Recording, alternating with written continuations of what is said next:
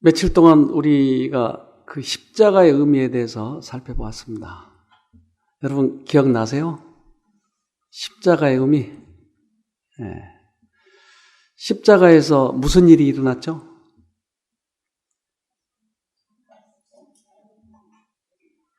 크게 두 가지로 나눕시다. 십자가에서 일어난 일. 죄의 용서와 능력. 네. 그래서 우리가 죄를 졌지만 예수님이 죄값을 갚으셔서 우리들이 죄를 안 지은 것처럼 예수님이 죄값을 다 갚아버렸기 때문에 우리가 죄를 안 지은 것처럼 그렇게 해주시겠다고 하는 것이 칭의의 칭의. 이걸 우리말로 하면 입혀주신 의입니다. 또 하나는 그것을 믿는 사람들에게 예수님이 가지고 계신 의, 이것을 우리에게 나눠주겠다고 하는 거예요. 그러면 내 속에 뭐가 생기죠? 능력이, 의가 생기는 것이. 그래서 그것을 나눠주신 의라고 그래요. 입혀주신 의와 나눠주신 의. 근데 제가 어제 교회에서 설교할 때 그 구원파에 대해서 얘기를 했잖아요. 그들은 한번 구원을 받았으면 그 다음부터는 죄를 아무리 많이 지어도 관계없다라는 식의 교리를 가지고 있는 거예요. 근데 그것은 이 십자가의 의미를 모르기 때문에 그래요. 용서를 받았어요. 내가 구원을 받았다고요. 그러면 내 안에 뭐가 생겨요? 의가 생기는 거예요. 예수님처럼 내가 닮아가는 것이에요. 그런데 우리는 구원은 받았지만 그 다음 행동은 내가 바꿔가려고 하기 때문에 힘이 드는 것이. 우리는 꾸준히 구원을 경험하면 내가 나를 바꾸는 것이 아니고 주님이 나를 바꿔주시는 거예요. 나눠주신 의예요, 이게. 그러니까 이것을 경험하지 못하면 신앙의 큰 이 딜레마에 빠져요. 옛날은 차라리 그 수준을 높이지 않았으니까 마음대로 살아도 됐는데 예수를 믿고 나니까 수준이 높아지는 거예요. 원수도 용서해야 되고 마누라도 사랑해야 되고. 그게 힘든 거예요, 이게. 내가 하려니까. 그러니까 신앙이 점점점 어렵고 외식하고 율법주의자가 돼버리고. 그러나 그 모든 것을 주님께서 해주신다고 하는 것을 매 순간 매 단계마다 경험해가면 그 신앙하는 것이 기쁨이 있다고요. 그래서 십자가의 의미 두 가지를 언제나 잊지 마세요. 첫째는 입혀주신 의, 두 번째는 나눠주신 의. 이거 잊어버리지 맙시다. 신앙생활 하는데 아주 중요한 겁니다. 자, 이것을 모르기 때문에 사람들은 십자가를 무시해버린 거예요. 십자가에서 오는 능력이 있는데 이 능력을 경험하지 못하니까 무시하는 거예요. 지식적으로만 이해했고 내가 하려고 했기 때문에 경험을 못한 거예요. 수많은 사람들이. 그러니까 다시 이것을 경험해야 된다고 하는 거예요. 자, 우리 고린도전서 1장 18절입니다.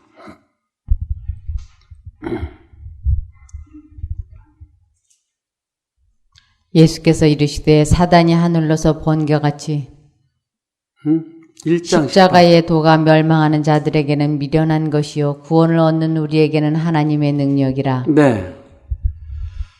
십자가의 도를 경험하지 못하고 살아간 사람들에게는 미련하게 보이고 그것이 멸망이에요. 근데 십자가의 도, 이것은 내가 깡다구로 이루지 않고 주님께서 나눠주신 의로 나에게 그 의의를 갖게 해서 그것을 가지고 살아간 사람들에게 있어서는 이것이 능력이에요, 능력. 그러니까 우리가 어느 쪽을 택하느냐는 거예요. 그런데 비교적 율법을 중시 여기는 그러한 사람일수록 자기 힘으로 강하게 하려고 하는 의향이 좀 있어요. 근데 예수님을 경험한 사람은 예수님의 사랑을 더 중요하게 생각을 해요. 예수님의 사랑을 내가 받으면 저절로 율법이 지켜지니까. 우리는 율법을 지키면 구원받죠? 아니, 그럼 어떻게 구원을 받아요? 믿음으로 구원을 받는 거예요. 가장 중요한 진리 이게. 그래서 믿음이 활용돼야 돼요. 병을 치료하는 데 있어서도 그럴까요? 그럼요. 그러니까 하늘이 정해진 이 원칙, 물은 위에서부터 내리고 봄이 오면 여름이 오고 여름이 오면 가을이 오고 순서를 만들어 놓으신 하나님, 원칙, 모든 의의 원칙을 만들어 놓으신 하나님께서 이 십자가를 통해서야만이 우리가 구원을 얻는다고 하는 것이에요. 예수를 통해서야만이 구원을 받는 것이에요. 우리들의 의로 구원 얻는 것이 아니에요. 그러기에 이 원칙, 이것을 무시하지 말고 십자가의 의미를 잘 상기하면서 가야 됩니다. 하나 더 봅시다. 고린도전서 1장 23절.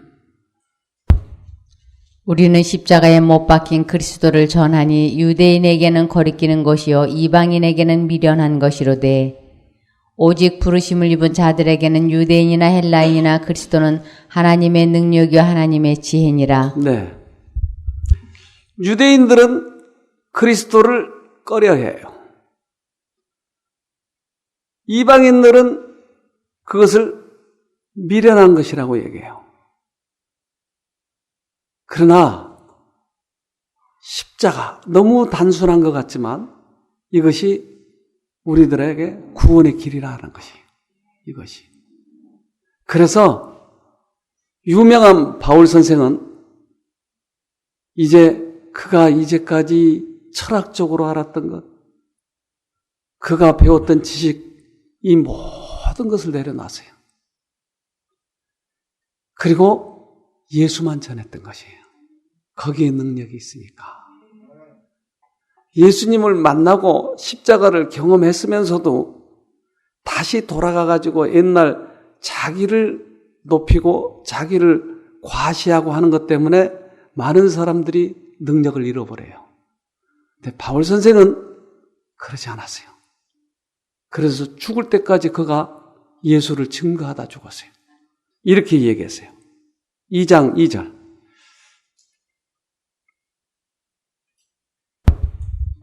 내가 너희 중에서 예수 그리스도와 그의 십자가에 못 박히신 것 외에는 아무것도 알지 아니하기로 작정하였습니다. 네. 바울 선생의 훌륭한 점.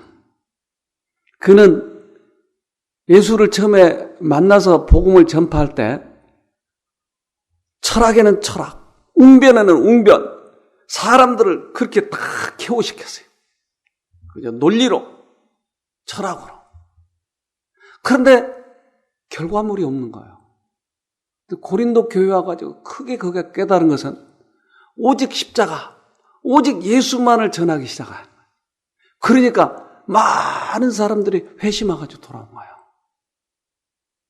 우리가 가지고 있는 것으로 무언가 하려고 할 때 여기에서 우리는 큰 실패를 당하는 거예요. 오직 예수를 어떻게 전할까?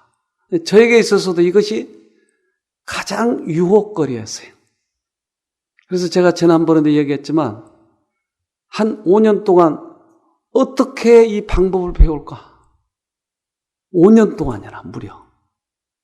그래서 찜질요법도 배우고 무슨 가루 먹는 법도 배우고 충류수요법도 배우고 별의별 걸 다 해봤어요. 나중에 한의사처럼 되더라고요. 침도 나고 이제 부항도 뜨고 무슨 약재는 뭐가 좋고 이렇게 하게 되더라고요. 나중에.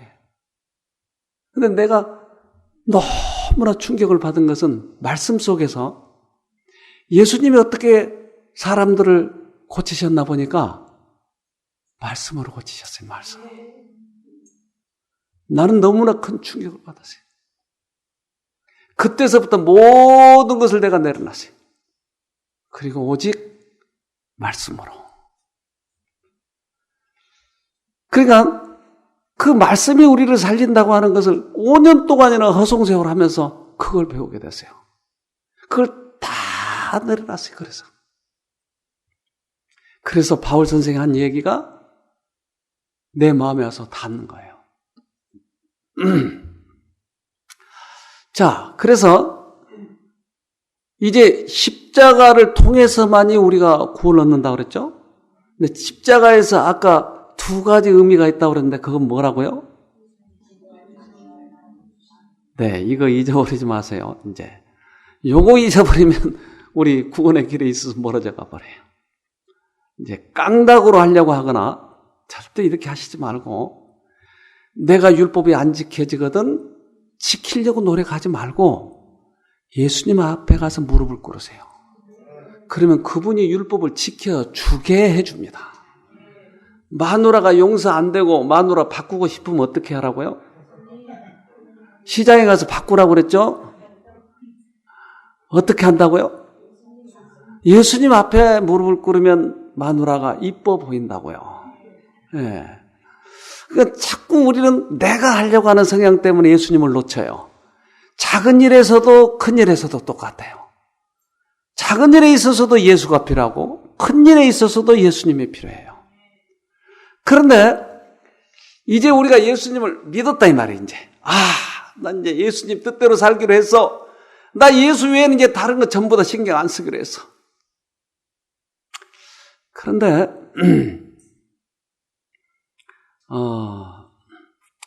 우리 계시록 12장 봅시다. 12장 10절.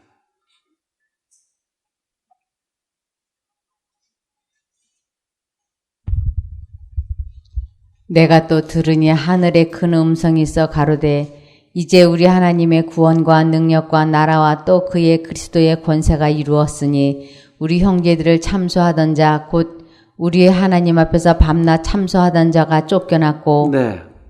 누구죠 이 사람이? 사단. 저는 군대 갔을 때 주특기가 의무병이었어요. 주특기가 의무병이었어요. 사단의 주특기는 뭘까요? 참소하는 자. 참소. 참소가 뭐예요? 참소. 예? 참소. 고소. 예. 고소보다 조금 더 강한 거 아닐까? 뒤집어 씌우는 거. 나하고 우리 집사람하고 그것 가지고 많이 싸웠는데 서로. 나중에는 어거지 소리 하는 거예요, 이제. 없는 것도 있는 것처럼, 안 한 것도 한 것처럼 참소하는 거예요. 이게 사단의 주특기라고, 이게. 그러니까 우리가 여기에 당하면 끝장나는 거예요. 제가, 우리 형들이 넷이나 있었어요. 근데 저는 이제 막내로서 얼마나 심부름을 많이 했던지 나중에는 제가 똘똘해지더라고요. 제가 저를 생각해도. 우리 큰형한테 시키면 저게 나한테 올 거라고 하는 걸 알아요. 큰형은 둘째 시키고 둘째는 셋째 시키고 셋째는 넷째를 시키는 거예요. 근데 우리 누나는 내 위에 있는데 여자라고 빼놓은 거예요. 그러니까 제가 맨날 심부름. 얼마나 그래가지고 형들한테 많이 당하고 살았는지 몰라요. 그러니까 우리 아빠는 저를 참 이뻐하세요. 근데 어느 날 제가 학교에서 이 전자석 만드는 방법을 배웠어요. 코일을 못에 감고 그것을 전지에다 딱 붙여놓으면 이게 전자석이 되는 거예요, 이게. 그래가지고 뭐든지 달라붙는. 난 너무너무 신기했어요. 처음으로 배운 거라. 집에 와가지고 코일을 감아가지고 전기 콘센트에다 딱 집어넣었어요. 양쪽을. 어떻게 됐을까요?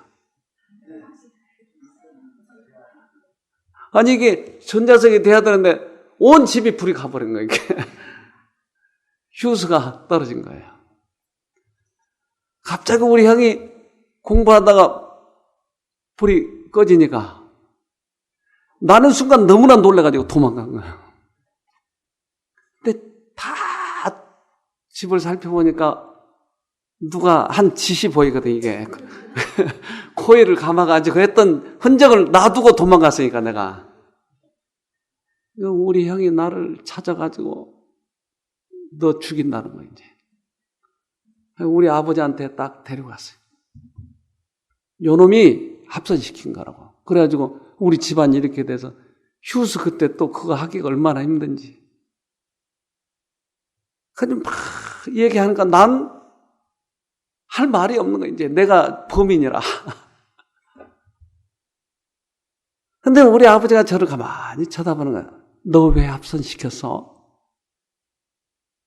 그러니까 제가 대답하기도 전에 우리 형은 옆에서 얼마나 쪼아대든지 이놈이 나를 고의적으로 공부 못하게 하기 위해서 저렇게 한 거라고. 뻔히 내가 공부한 줄 알면서 일부러 합선시키는 거야. 나 공부 못하게 하려고. 나는 억울해 죽겠는 거야, 이게. 우리 아버지는 내 얼굴을 보고 아시는 거야. 뭘 어떻게 했는지. 그러니까 형이 저놈이 콘센트에다 못하고 코일하고 같이 꼽았다는 거야, 이게. 그러니까 우리 아버지는 이게 뭔지 이제 아시는 거야. 그러니까 형의 의도와 아버지의 의도는 달라요. 아버지는 사랑하는 게 나를. 그러니까 어떻게 하든지 아들을 구해내려고 하는데 형은 계속 나를 쪼아대는 거야, 이게. 그러니까 내 속에는 이 미운 형이 있어. 지금도 안 잊어버려. 그 사건이 잊혀지질 않아. 그러니 초등학교에서 있었던 일이 지금까지 생각이 나는 거예요. 그래서 물론 예수 안에서 용서는 했지만 우리 스가랴서 봅시다. 스가랴서 3장 1절부터 봅시다.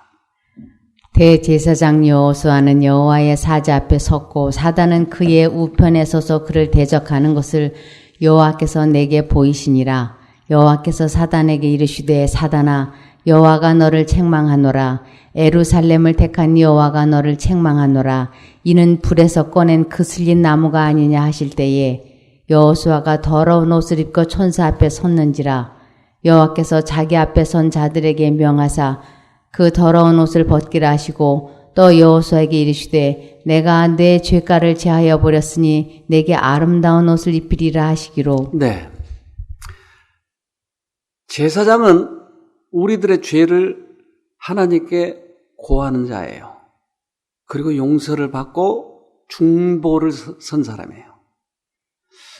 그런데 대제사장이 무릎을 꿇고 하나님께 이 죄를 고하고 용서를 받으려고 할 즈음에 사단이 옆에서, 우리 나쁜 형아가 옆에서 우리들의 죄를 지적하는 거예요. 코일을 꼽았다고 저놈이. 나를 고의적으로 공부 못하게 하도록. 그러니까 우리들의 죄를 계속 들춰내는 거예요, 사단은. 들춰가지고 어떻게 하려고요? 우리 죄를 자꾸 들치는 이유는, 죄를 들춰낸 이유는 그래요. 스스로 나를 자학하고 하나님으로부터 멀어져 만들고 그리고 구원을 잃어버리도록 하기 위해서.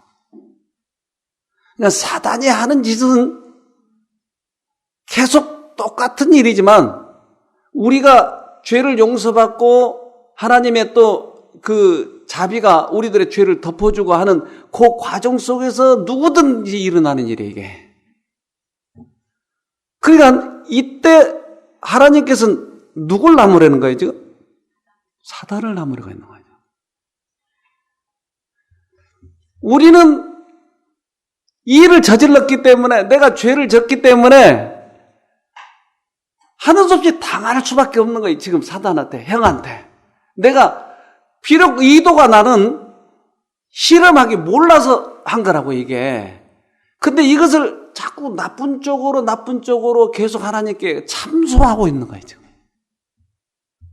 그러니까 참소하니까 나는 당할 수밖에 없는 거야. 난 그 일 저질렀어. 그러니까 고개를 숙이고 있는 거야. 그리고 나를 자학하는 거예요. 자꾸 죄책감에 빠지고. 그러니까 자학하고 죄책감에 빠지게 한 것이 누구냐고요? 이게 사단이에요. 도덕이 아니라니까. 이게 도덕처럼 생긴 건데 이게 하나님께 온 거 아니에요. 나는 죽일 놈이야. 나 같은 놈은 안 돼. 구원 못 받아.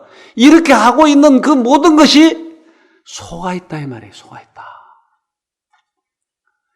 그러니까 하나님께서 우리들을 죄에서 끊어가지고 하나님의 나라로 옮기려고 하는데 사단이 자꾸 잠수해가지고 다시 그 자리를 집어넣으려고 하는 것이.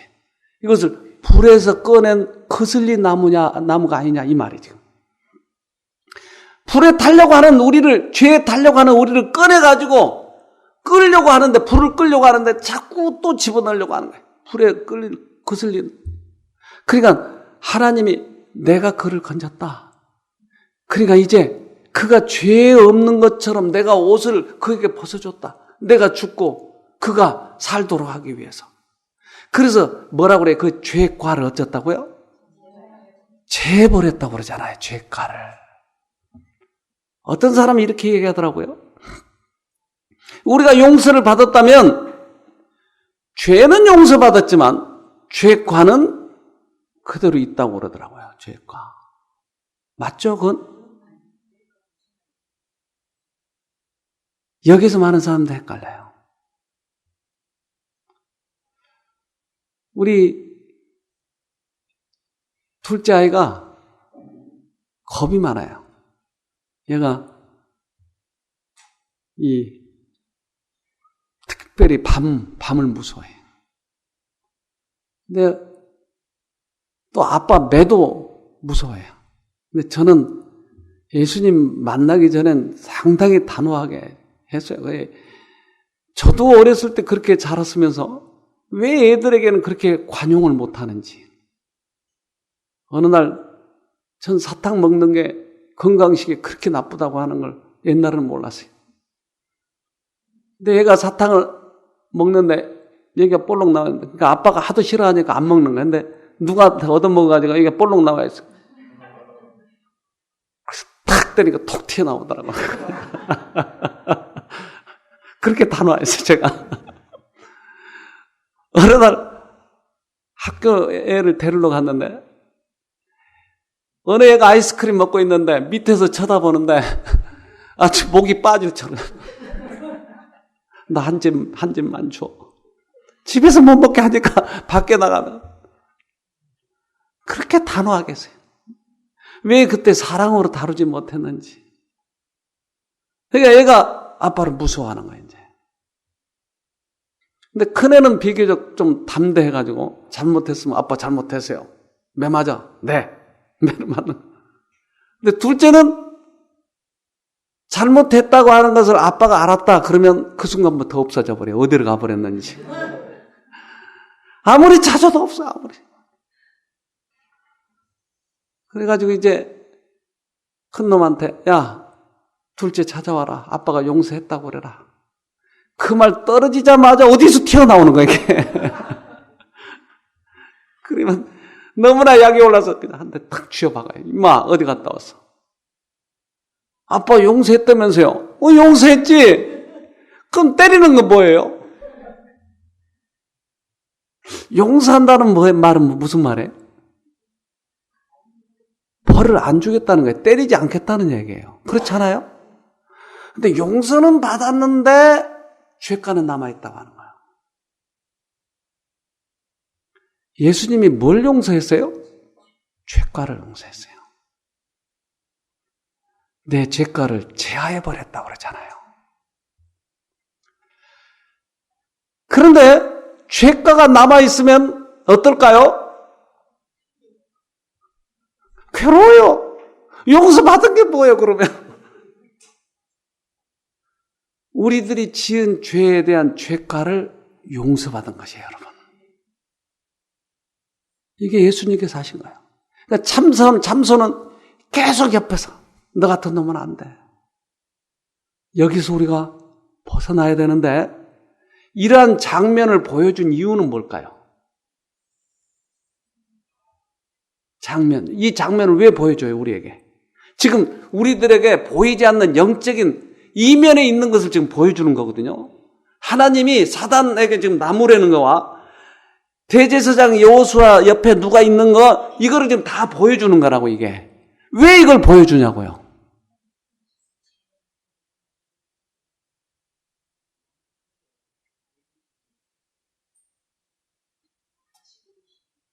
다 아시고 계신다.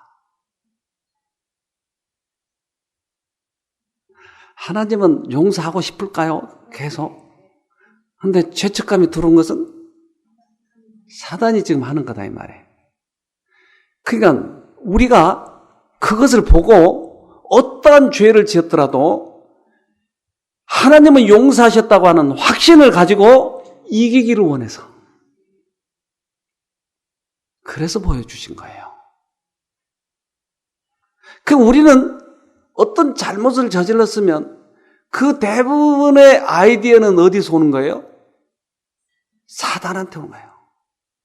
유다가 예수를 판 이유는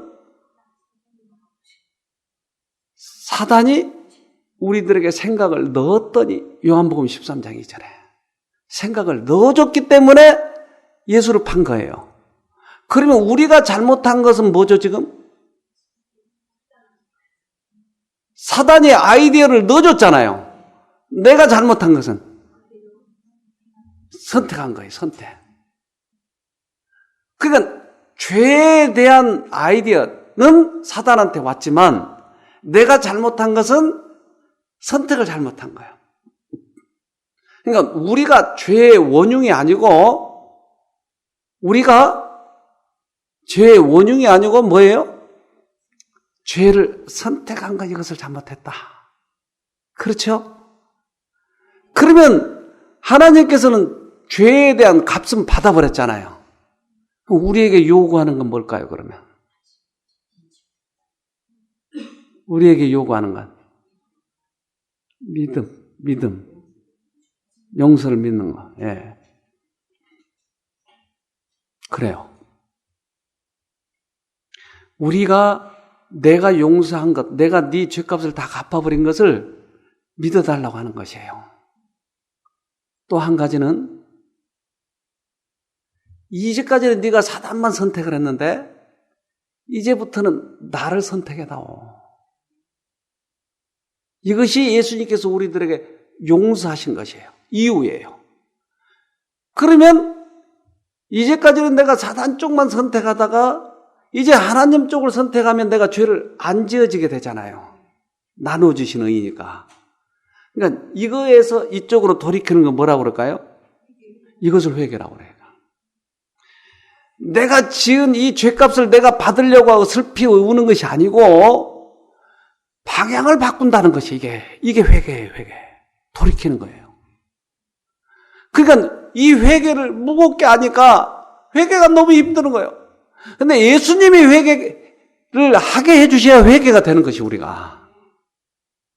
그러니까 그 이면의 장면들을 우리에게 보여주신 이유는 실제적으로 우리들의 죄를 지으면 용서와 사단은 어떻게 하고 있는가, 이런 것을 보여줌으로 해서 우리들에게 용기를 갖고 하나님 앞에 담대하게 나오라고 하는 것이에요. 그래서 죄책감에 시달리지 말고, 눌리지 말고, 여기에서 벗어나서 기쁘게 즐겁게 그렇게 생활하라고 하는 거예요. 어떤 일이 닥치더라도. 자, 시편 107편 17절입니다.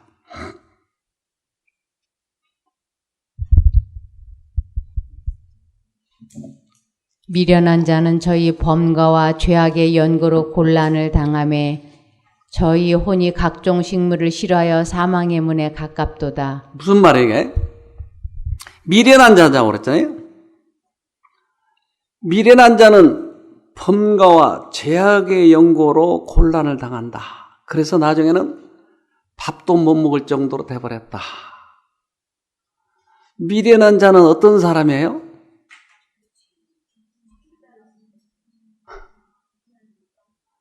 사단이 참소한 것에 당한 자예요, 당한 자. 자기 지은 죄, 이런 것 때문에 나중에는 너무 고통스러워. 나 같은 놈은 죽일 놈이야. 이런 것 때문에 나중에 우울증에 빠지고 모든 질병의 대부분은 다 마음에서 오기 때문에 그 질병들이 나를 꽉 짓누르니까 내가 병이 든 거야, 이게. 밥도 못 먹을 정도로. 우울증, 정신병, 이 모든 병들이 다 거기서 오는 거예요. 다. 그러면 여기서 어떻게 해야 돼요? 여기서. 어떻게 해야 돼? 죽어야지 뭐. 한강에 뛰어가야죠. 나 같은 놈은 죽어야 돼. 그 죄값을 다 갚으려니 얼마나 힘들겠어요. 그러나 하나님께서 뭐라고 그러세요? 그 다음 절 읽어봅시다. 이에 저희가 그 근심 중에서 여호와께 부르짖음에 그 고통에서 구원하시되 저가 그 말씀을 보내어 저희를 고치사 유경에서 건지시는도다. 네, 하나님, 이 죄책감 때문에 견딜 수가 없어요. 하나님.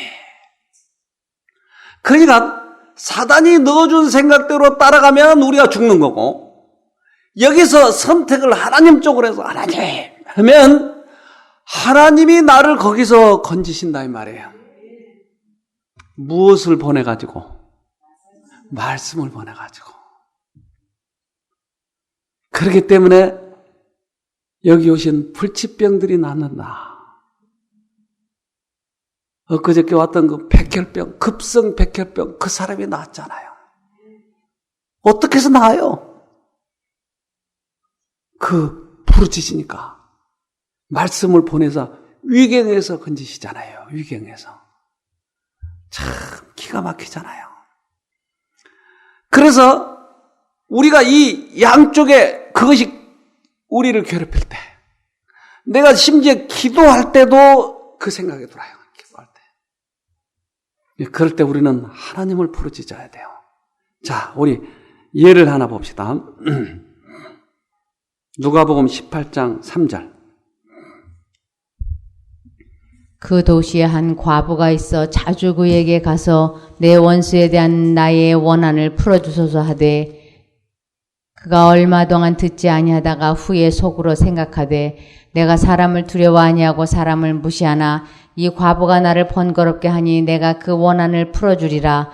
그렇지 않으면 늘 와서 나를 괴롭게 하리라 하였느니라.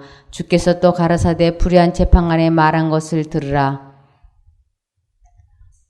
하물며 하나님께서 그 밤낮 부르짖는 택하신 자들의 원한을 풀어주지 아니하시겠느냐? 저에게 오래 참으시겠느냐? 네, 자 거기까지 봅시다. 지금 3절에 보면 한 과부가 있었어요. 근데 누구한테 가서 원한을 풀어달라고 자꾸 그러는 거예요. 누구? 재판관. 과부는 누굴 지금 비유해서 말씀하셨을까요? 과부.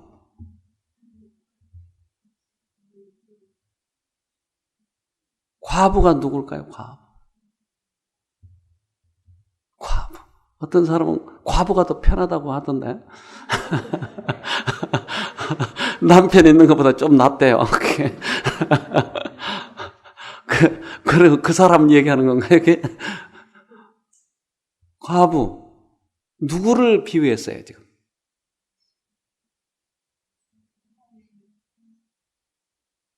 과부는 우리들이에요, 우리들 지금. 근데 우리들이 재판관한테 가서 괴롭히는 거예요, 자꾸. 밤낮 가서 내 원한을 풀어주세요. 내 원한을 풀어주세요. 하도 저렇게 한다 이 말이죠. 그렇죠? 그러니까 그 재판관이 뭐 때문에 풀어줘요? 귀찮게 하니까. 재판관은 누구고? 예수님이 하나님이에요. 그러니까 하나님을 가서 귀찮게 하면 원한을 풀어준다고요? 무슨 말이에요 이게?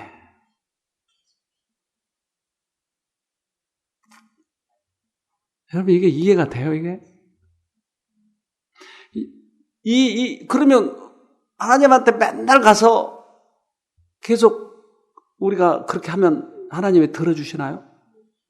그러면 내 마음속 심중으로 진심으로 기도하고 그렇게 번거롭게 안 하면 안 들어주세요?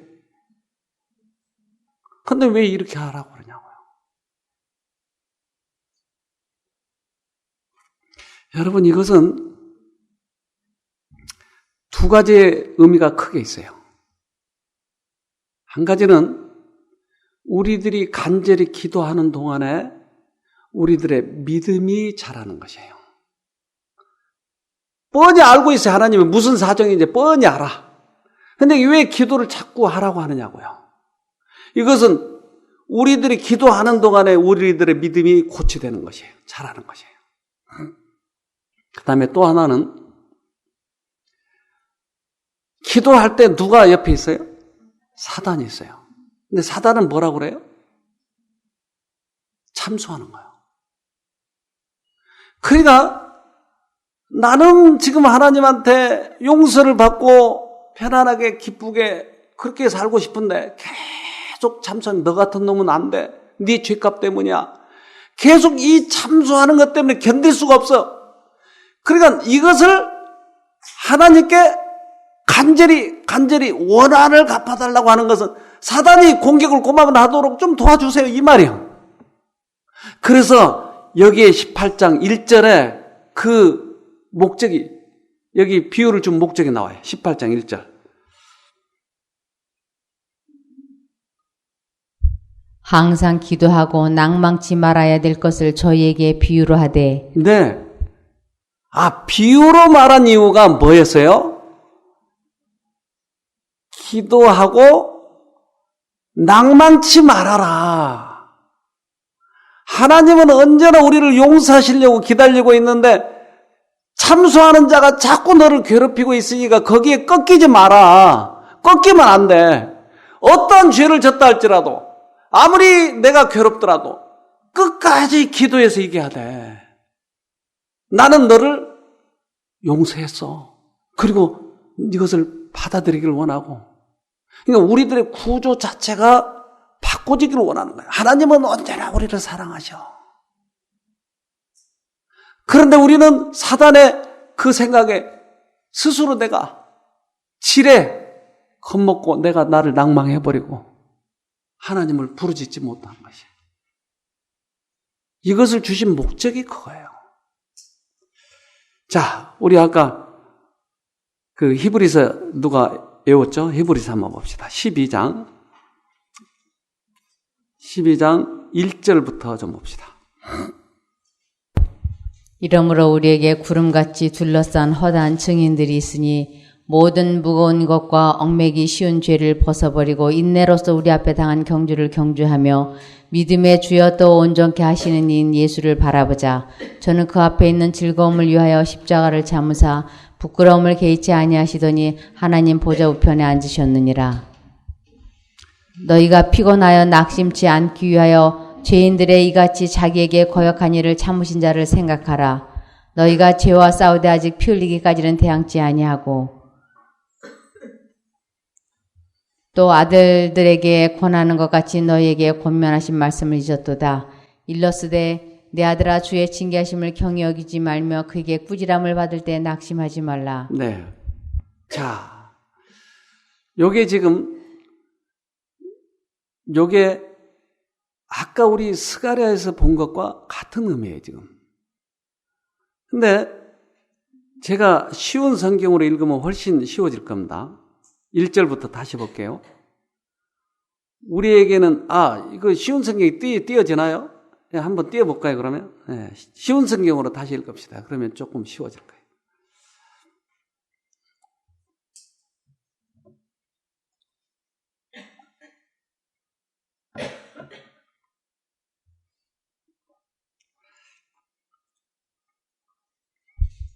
우리에게는 이렇게 많은 믿음의 증인들이 있습니다. 그들의 삶은 우리에게 믿음이 무엇인지 말해주고 있습니다. 그러므로 포기하지 말고 우리 앞에 있는 경주를 열심히 합시다. 우리의 삶 속에서 방해가 되는 것들은 다 없애버리고 우리를 쉽게 올가매는 죄를 벗어버리십시다. 우리 믿음의 시작이며 또 믿음을 완전하게 하시는 주님만을 바라봅시다. 네. 우리의 믿음의 시작이며 믿음을 완전케 하시는 주님. 그러니까 우리를 입혀주신 의로 입혀주시고 나눠지신 의로 우리가 완전하게 되는 것이에요. 그러니까 믿음의 주요 온전하게 해주신 그 십자가예요. 십자가. 그러니까 십자가를 우리가 받아들이면 우리는 완전하게 되는 거예요. 내가 죄는 졌지만 예수님이 십자가에서 죽으셨기 때문에 그것을 받아들이면 나는 믿음 안에서 온전하게 되는 거예요. 내가 죄값을 갚지 않아도 되는 거예요, 이게. 그러니까 그것을 바라보도록 가야 되는데 사단이 계속 우리를 공격한다고 하는 거예요. 예수님도 공격했을까요? 근데 예수님이 이겼어요, 졌어요? 졌다고요? 이겼어요. 그러면 우리가 예수님을 바라보면 우리도, 그러면 우리가 해야 할 일은 죄와 싸워서 우리가 스스로 이겨야죠. 그러면 여기서 싸우라고 하는 건 뭐예요, 지금? 네? 뭐가? 그래요. 피 흘리기까지? 그래요, 그거예요. 어떤 사람은 피 흘리기까지 자기가 죄안지려고 싸우라고 하는 성경으로 읽어요. 우리들의 사고방식이 그렇게 되어 있어요. 근데 악착같이 예수님을 붙잡으라 이 말이에요. 사단이 아무리 잠소해도 끝까지 붙잡고 이기라 이 말이에요. 아까 그 과부에게 준 교훈이 이거예요, 바로. 피 흘리기까지 너희가 싸우지 않았다 이 말은 사단이 아무리 공격해도 이거 붙들고 이겨라 이 말이에요. 이것을 얘기하는 거예요. 그래서 그 다음 절 우리 4절인가요? 아까 4절 4절이 아까 그거죠. 피 흘리기까지. 5절에 여러분은 하나님께서 그의 아들을 격려하듯이 말씀해 주신 것을 잊었습니까? 내 아들아, 주의 훈계를 가볍게 여기지 말고 주님께서 너를 꾸짖으실 때 낙심하지 마라. 결국 시험이 올 때 어떻게 하라고 하는 거예요? 낙심하지 말라고 하는 거예요. 아까 누가복음 18장에 과부에게 낙심하지 말아라 하는 말이 이 말이에요, 이 말. 그러니까 사단이 공격해 올 때 우리가 이겨버리려고 하지 말고 예수만 붙잡으려고 해야 되고 우리들의 죄책감과 죄에 대한 이 자학하려고 하는 그런 정신이 들어올 때 이것을 끊어버리라고 하는 것이에요. 예수가 용서하셨어. 예수가 용서하셨어.